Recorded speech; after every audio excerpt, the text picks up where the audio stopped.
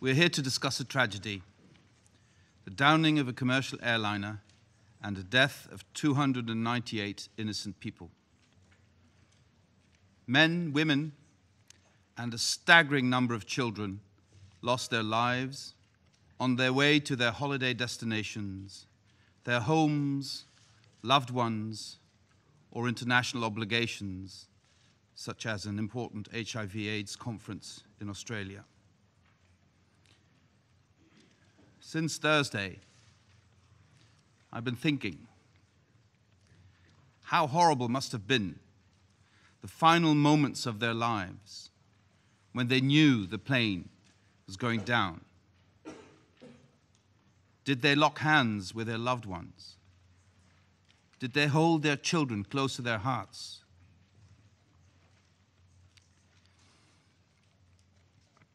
Did they look each other in the eyes one final time in a wordless goodbye? We will never know. The demise of almost 200 of my compatriots has left a hole in the heart of the Dutch nation. It has caused grief, anger, and despair. Grief for the loss of the loved ones, anger for the outrage of the downing of a civilian airplane, and despair after witnessing the excruciatingly slow process of securing the crash site and recovering the remains of the victims. It is fitting that this august council should take position on this matter, and I welcome the adoption of today's resolution of the United Nations Security Council, which was tabled by Australia and which the Netherlands co-sponsored. I thank the countries which expressed support for it. And I particularly want to thank Julie Bishop personally. Julie, we are in this together.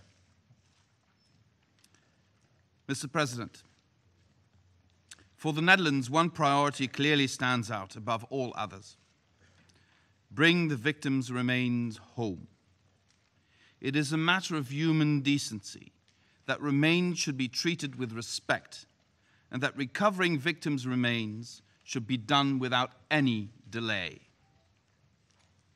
The last couple of days, we've received very disturbing reports of bodies being moved about and looted for their possessions. Just for 1 minute, not addressing you as representatives of your countries, but as husbands and wives, fathers and mothers, just imagine that you first get the news that your husband was killed. And then within 2 or 3 days, you see images of some thug removing a wedding band from their hands. Just imagine that this could be your spouse. To my dying day, I will not understand that it took so much time for the rescue workers to be allowed to do their difficult jobs, and that human remains should be used in a political game. If somebody here around the table talks about a political game, this is the political game that has been played with human remains, and it is despicable.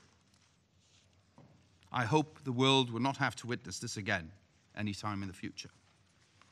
Images of children's toys being tossed around, luggage being opened, and passports, including passports of children, being shown on television. They are turning our grief and mourning into anger of a whole nation. We demand unimpeded access to the terrain. We demand respectful treatment of the crash site. We demand dignity for the victims and the multitudes who mourn their loss. I call on the international community, on this Security Council, on anyone with influence on the situation on the ground. Allow us to bring the victims' remains home to their loved ones without any further delay. They deserve to be home. As we are currently taking the lead in the forensic examination of the human remains, I pledge that the Netherlands will do its utmost to make sure that all remains will be identified and returned home, wherever that home may be. We will work intensively with all countries and international organizations involved to make this happen as soon as possible. Mr. President, I also welcome the setting up of a proper investigation into the cause of the tragedy of MH17, as envisaged in today's resolution. The Netherlands has agreed to assume a leading role in such an investigation, in close cooperation with the relevant countries, the United Nations and ICAO. I am fully aware of the great responsibility we now take upon ourselves, and I give you my personal commitment that we will discharge this responsibility to the best of our abilities.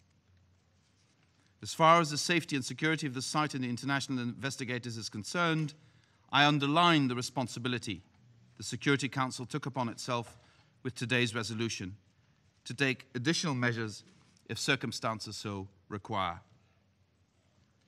Once the investigation ascertains who was responsible for the downing of the flight MH17, accountability and justice must be pursued and delivered. We owe it to the victims. We owe it to justice. We owe it to humanity. Please, provide full cooperation so that justice can be served. We will not rest until all facts are known and justice is served. I thank you, Mr. President.